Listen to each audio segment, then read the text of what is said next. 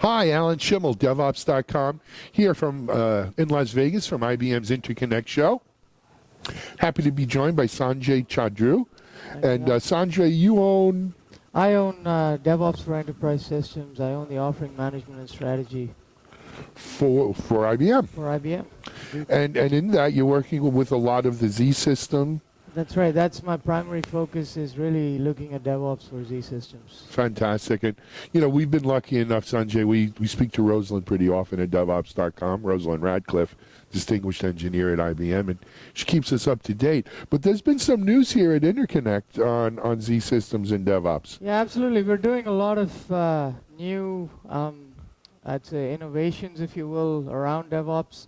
Our aim is to ensure that our customers, our mainframe customers, get as much value and can move as quickly towards adopting the whole thought and the processes around DevOps as they can. So, you know, as a part of that push, we've come out with some new products, some new solutions around DevOps, specifically targeted towards zSystems customers.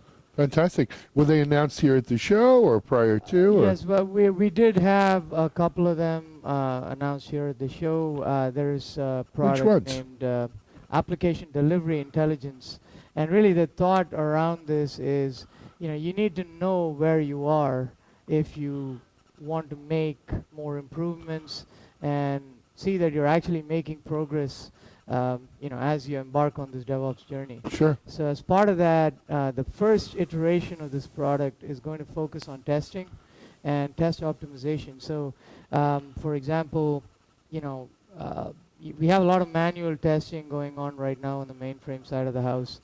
What we'd like to do is help our customers automate the testing, but more importantly, understand, you know, what are the optimal set of tests to run out of the entire test bucket that you have, so that you can optimize the resources, resource consumption every time you run these tests. So to kind of give you a little more detail, today if you make a change, you got to run your entire test bucket every time you make a change. Mm-hmm. But what this offering allows you to do is identify the optimal set of test cases that you can run, and then also give you a view into the trends that result over time, so that you can tell whether you're actually improving or you're regressing, and so you can make good decisions around your continuous testing and continuous delivery. Got it.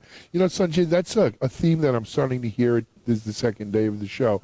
Visibility into your metrics, into your DevOps functionality is I think a hot topic across the board.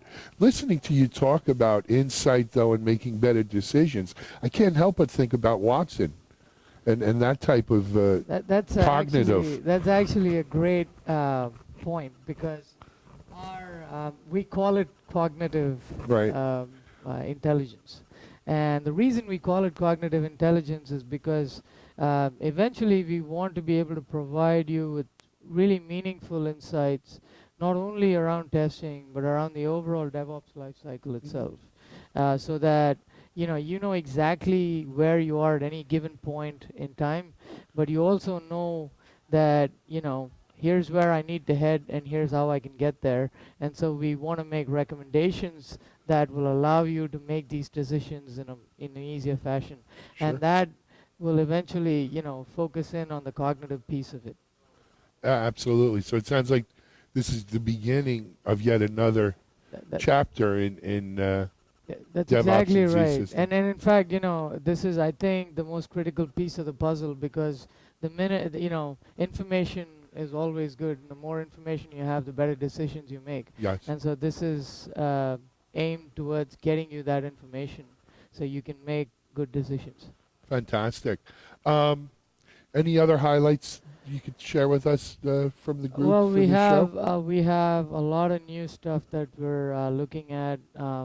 You know, we're looking at some around testing. We're looking at you know, SaaS as a platform for delivering So test capabilities. testing as a service. Yeah, testing as a service. We have something called automatic binary optimizer that allows you to leverage your existing legacy assets, and without having to, take the risk of having to recompile everything, you can leverage ABO, automatic binary optimizer, to optimize existing load libraries that might not have a source, Yes. right? And so it's a very powerful thing, because you could have decades of assets that now all of a sudden become very relevant from the performance perspective, at an inexpensive cost to you, and more importantly, lower risk. Yes.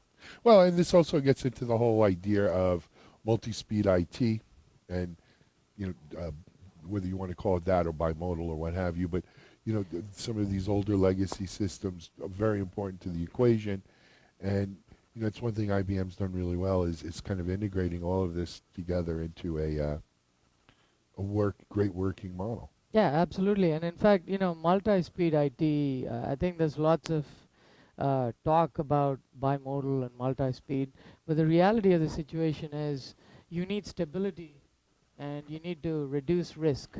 Yes. So, multi-speed IT is probably necessary, because your bread and butter systems can't be, you can't have 100 releases a day on your bread and butter system. No. So, it is a necessity, but we can certainly make you more agile in the back end, in the systems of record, while you are still, in this whole multi-speed IT environment.